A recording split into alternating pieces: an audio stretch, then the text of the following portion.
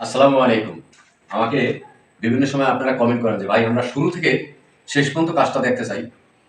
তো সেজন্যই আজকে শুরু থেকেই আমি শেষ পর্যন্ত দেখাবো। এটা কিসিং রুম। এই কিসিং রুমটায় আমি কি কোম্পানির টাইলস লাগাবো এবং কি ডিজাইনের টাইলস লাগাবো সেটা আপনাদের মাঝে তুলে ধরবো। এবং কিসিং রুম কিন্তু আপনার ৭ ফুট হয় হাই। তো এটা কিন্তু 10 ফুট। ভিতরে ঢোকেন, ভিতরে ঢুকে ঘুরে দেখান। এটা কিন্তু 10 ফুট। তো এটা আমি সাজাবো। সাজাবার পরে আপনাদের সম্পূর্ণ করার পর দেখাবো যে কিচেন রুম সাজাবার পরে কত সুন্দর লাগে এবং কি কোম্পানির টাইলস লাগাইতেছি সেটাও আমি বলবো। এবং অলরেডি দেখেন এখানে আমি এই যে 7 পিস ডিপ 7 পিস ডিপ, এই ডিপের পর এই ডেকো হবে 1 পিস, এই ডেকো 1 পিস, এই যে তারপরে আবার 6 পিস হবে লাইট, মানে এই যে উপরের অংশটা এই লাইট কালার হবে 6 পিস। তাহলে এটা আমি সাজাবো, সাজাবার পরে কেমন লাগে সেটা আপনাদেরকে আমি তুলে ধরবো আপনাদের সামনে। সবাই ভালো থাকেন, দেখতে থাকেন। আল্লাহ হাফেজ। অনেকে এটাকে কিচিং রুম বলে থাকি, পাকের ঘর বলে থাকি, অনেকে রান্নাঘরও বলে থাকি। তো এই রান্নাঘর, পাকের ঘর, কিচিং রুম যাই বলেন না কেন, আপনারা যে যেটাই বুঝেন বুঝে নেবেন।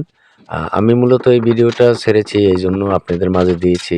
আপনারা কিন্তু বিভিন্ন সময় কিচিং রুমে কি কালারের টাইলস দিবেন, কোন ডিজাইনটা দিবেন, এগুলো নিয়ে আপনারা বিভিন্ন সময় আমি দেখছি যে আপনারা অনেক টেনশন করেন এবং ঠিক করে আপনারা এই টাইলসটা আপনারা চয়েস করতে পারেন না। আপনাদের চয়েস করতে অনেক সমস্যা হয় এবং আপনারা যখন টাইলসের দোকানে যান তখন আপনাদেরকে বাথরুমের, টয়লেটের টাইলস আপনাদেরকে কিচিং রুমে দিয়ে দেয় এবং কিচিং রুমের টাইলস অনেক টয়লেট, গোসলখানায় অনেক দোকানদাররা আপনাদেরকে বুঝিয়ে দিয়ে দেয়। কিন্তু আপনারা এটা জানেন না যে কিচেন রুমের টাইলসের কালারটাই থাকে আলাদা এবং ওয়াশরুমের টাইলসের কালারটা থাকে আলাদা, বেসিংয়ের টাইলসের কালারটা থাকে আলাদা, ব্যালকনির টাইলসের কালারটা থাকে আলাদা। বিভিন্ন জায়গার টাইলসের কাজের এক একটা ধরন আছে, এক একটা কালার আছে যেগুলো আপনারা বুঝেন না।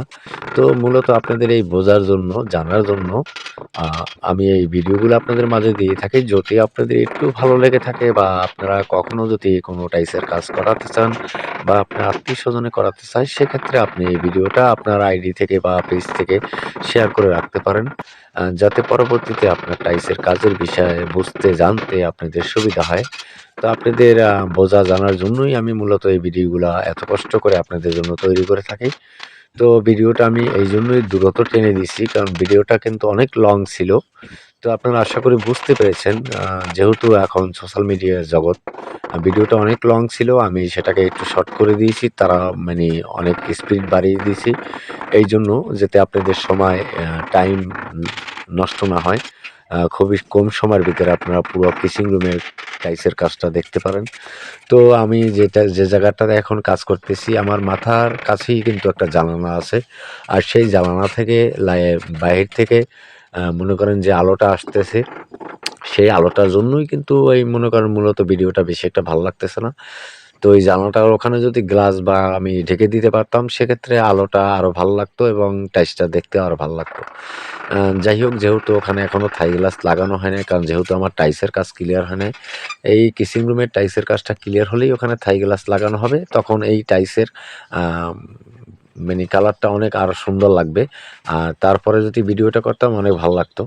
তো যাই হোক, আপনারা আশা করি এই ভিডিওটা দেখে আপনাদের কিছু হলেও অভিজ্ঞতা হয়েছে এবং এই ভিডিওটা দেখে আপনারা কিছু একটা বুঝতে পেরেছেন। আর এই বোঝার জন্য, আপনাদের সুবিধা হওয়ার জন্যই মূলত এই ভিডিওগুলো দেওয়া।